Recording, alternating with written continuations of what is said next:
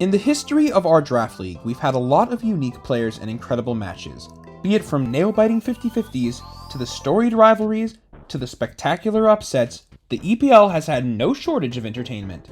One of our favorite pastimes is shoving two players into a pit by egging them on in a Blitz match, a game where, on the night of the match is being revealed, the paired players immediately prepare with minimal prep time. It was a trend that Max and I started back in Season 3. We were both virtual locks for playoffs, so we just knocked our game out and got it out of the way. It's fun, it's exciting, and if you fear your opponent might be stronger than you, it's also an effective way to catch them off guard and try to sneak in a cheeky win out from under them. I would argue Blitz Draft has about as much skill expression as Standard Draft does, possibly even more. Being able to defeat a powerful foe in a time crunch isn't easy, but it does level the playing field a bit, and no player in the history of the EPL Blitz is quite like Jeff, coach of the Ohio Dragonites. Jeff and the Dragonites have been in the EPL since our second season, and he's no stranger to getting upsets. He obliterated Josh 6-0 in Season 2, and then again in Season 5 playoffs where he picked Josh to play. Historically, Jeff has been a player who, up until recently, definitely underperformed with powerful mons. Even in that Season 2,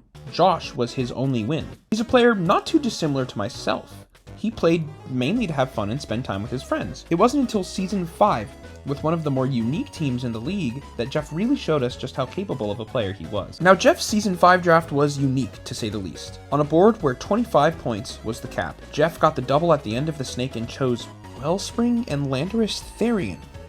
There were a host of other viable Pokemon available at the time, but Jeff chose those mons. The rest of his team was interesting too. Corviknight, Hydreigon, Basculegion, Pheasantipity, Gallade, Jolteon, Frosmoth, and Morpeko.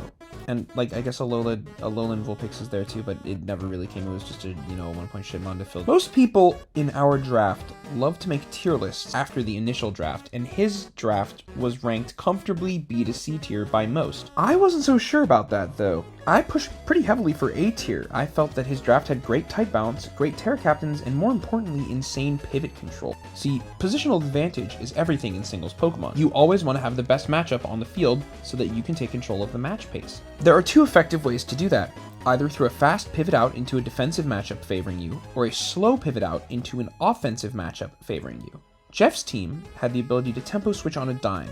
Every single Pokemon on his team had some form of pivot mood.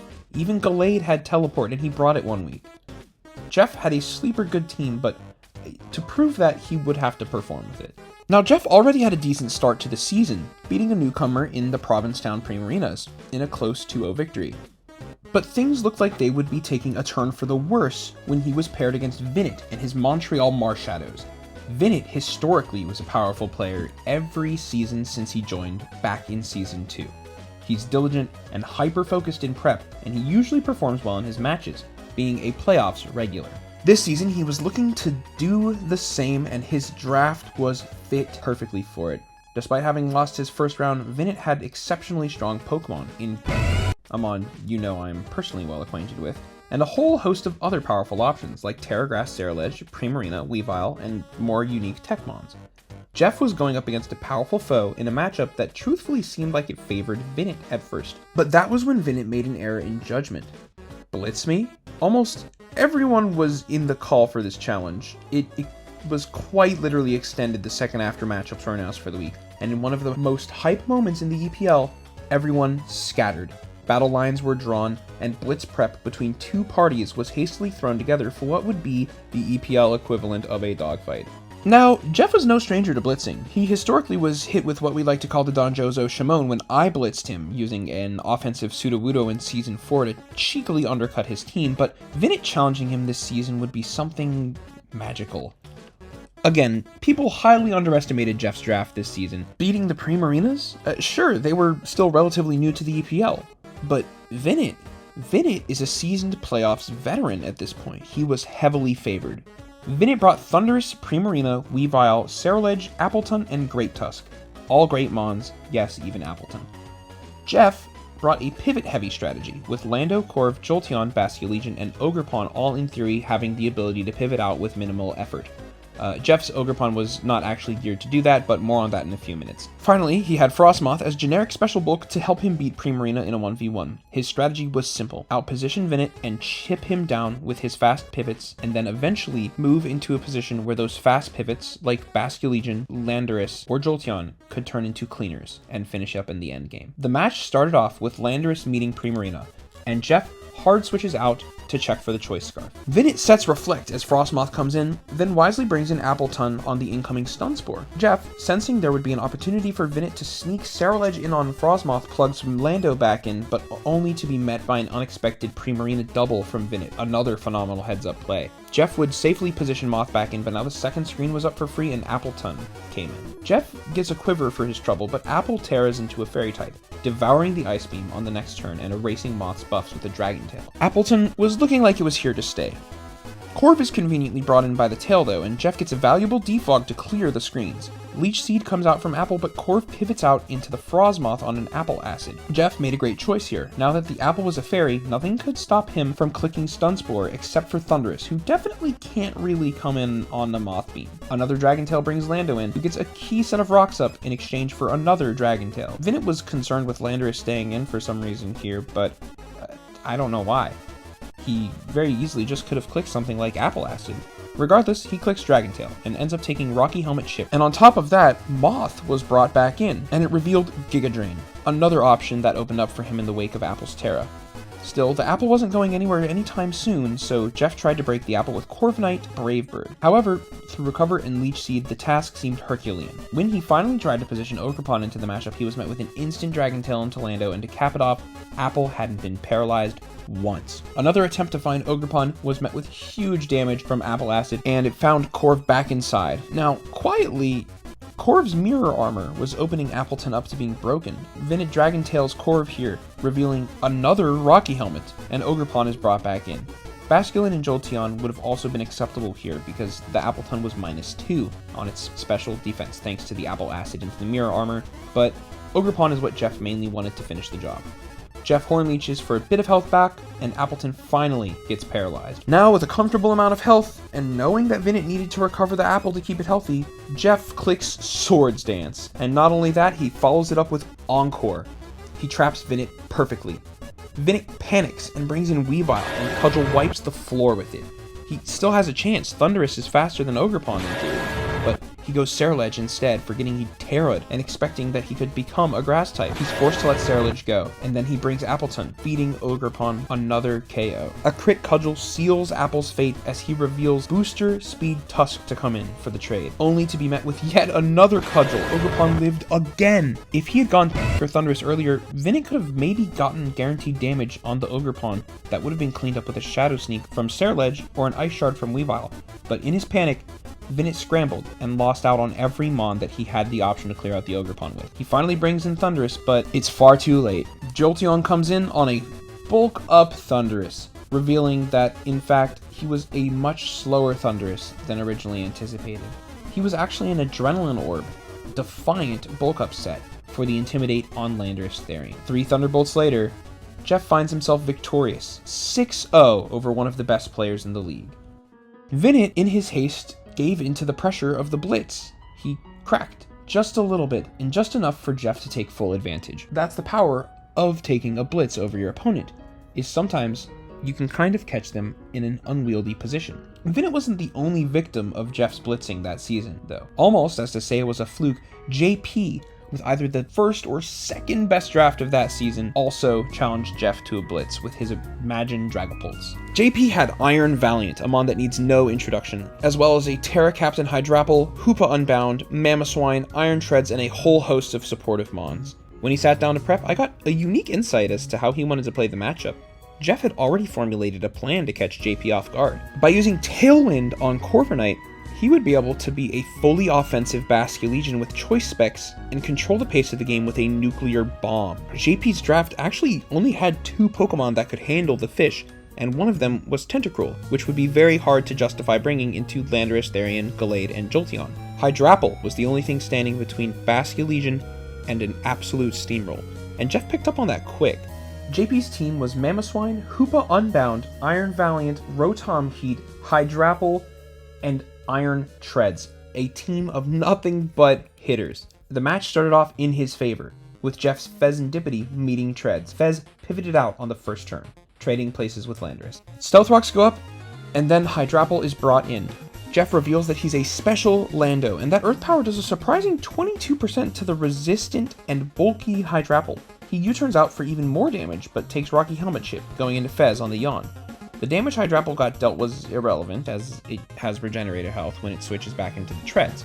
But knowing this would happen, Jeff wisely clicks U-turn again, finding his first entry for Basculegion. JP pivots into Hoopa here, and takes an insane amount of damage from the Spec's adaptability Surf. Fez comes back in and Knockoff reveals his Scarf. He had originally done it to pace the Iron Valiant after the booster was gone, but unfortunately, it didn't come to pass. Another U-turn into Hydrapple leaves Fez low with the Rocky Helmet Chip, and Gallade makes the entry.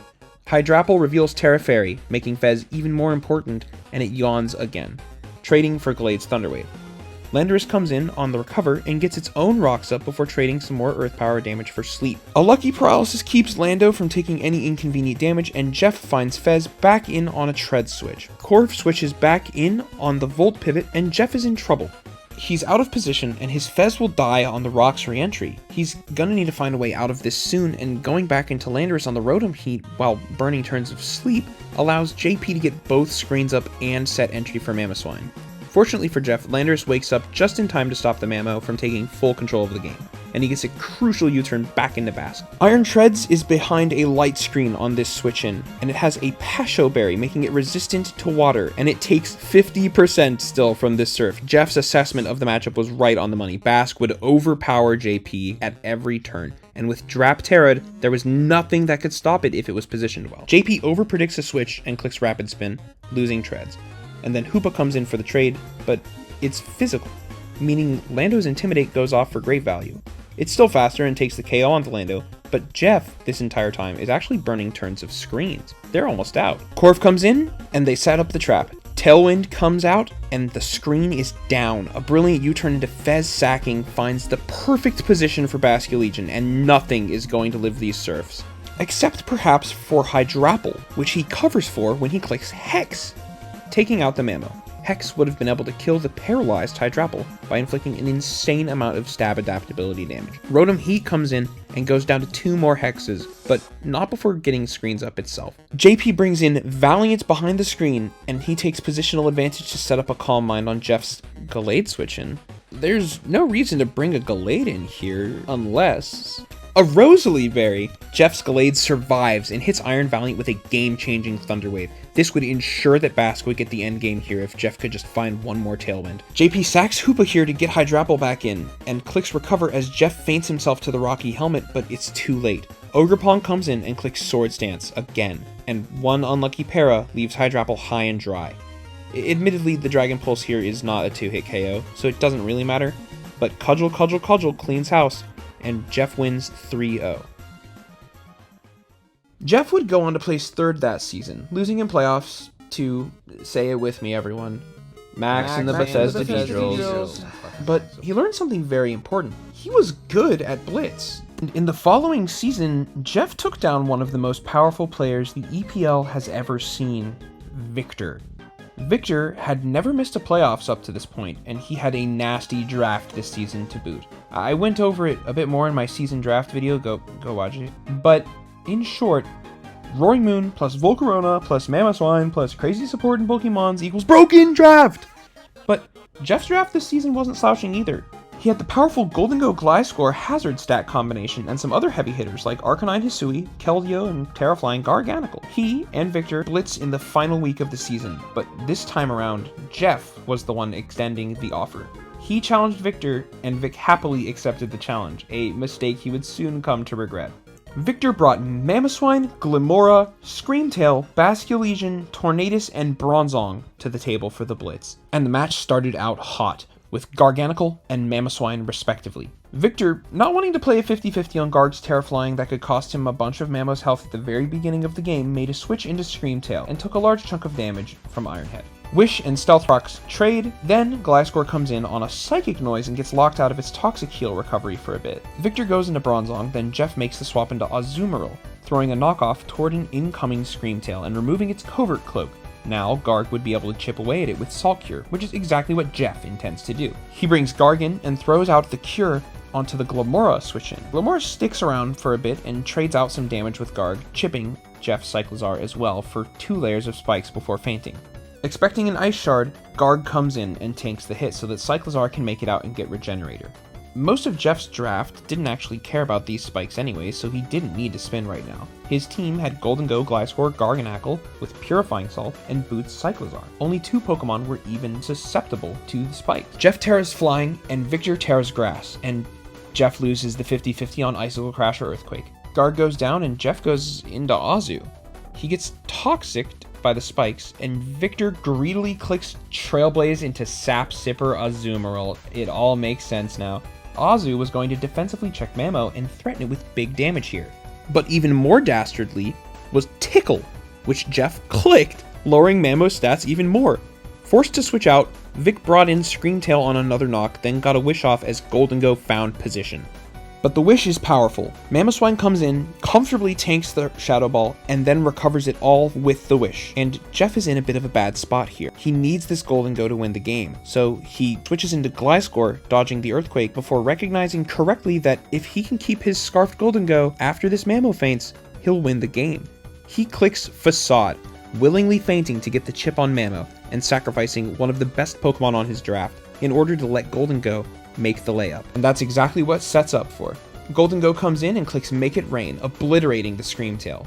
The match may look close, but without recovery from Mamoswine, there's nothing stopping Golden Go from coming back in and clicking Shadow Ball on the entire team. Vic acts quickly to fix this, bringing in the Tornadus to threaten Heat Wave and knock off on Golden Go, both moves that prompt Cyclizar in. And knowing this, Victor clicks Nasty Plot. Jeff opts to sacrifice the Cyclizar here, which I think is the correct play. Removing these spikes is very, very important for his endgame with this Wo-Chien. It'll allow him to defend against the Bronzong, and also, importantly, the Bastion Legion. But Jeff would still need to tread lightly here. One slip-up and Torn could walk away with this. He brings in Golden Go and correctly assesses that he needs to take the KO over anything, clicking Make It Rain again. Victor brings Mamo back in, but it's actually not enough after the Stealth Rocks.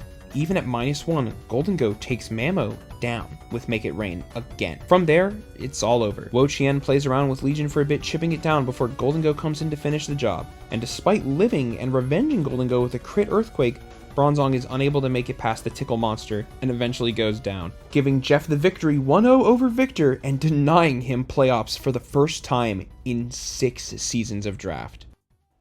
I would also like to give Jeff his flowers for this match.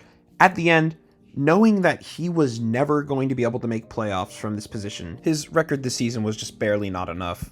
He was actually wanting to give Victor the win so that Victor would make it into playoffs. He thought that someone deserving should make it to playoffs, and if he couldn't make it to playoffs, why deny them that spot?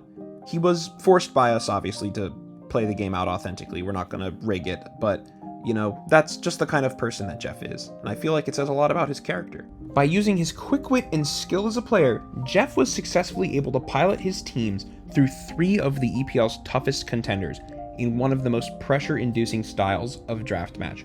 And I feel it shows just how much he's grown as a player. Vinnett, JP, and Victor are all players that some members of the EPL could only dream about beating. Storied and frequent playoffs attendees that are some of the best players we have to offer, and he was able to trounce them all. Jeff is no slouch in the prep lab, but sometimes playing on instinct can get you really far, especially if your intuition is sharper than your opponent's. If you have a draft match coming up, I definitely encourage you to try a Blitz, if you're comfortable doing it. We blitz each other all the time here because we're friends. It's not really awkward for us to ask each other for it, but I can see a more public or sweatier draft maybe frowning upon the tactic. But if both players are willing, it can lead to really exciting bouts. Thanks for watching. I hope you enjoyed this video and maybe it was a little insightful into our world of draft or something like that. Maybe you subscribe. Maybe you subscribe now. Maybe you subscribe and you like the video and you comment and you click the notification. Quick update while he's doing whatever the fuck that is that I'm doing in the recording here. I don't even know what that is. Jeff actually blitzed me, requested to blitz me this season, season 7, and I denied him the blitz making this video, knowing I don't want to be a statistic. Is that fucked up? Is that crazy? I don't know. Subscribe.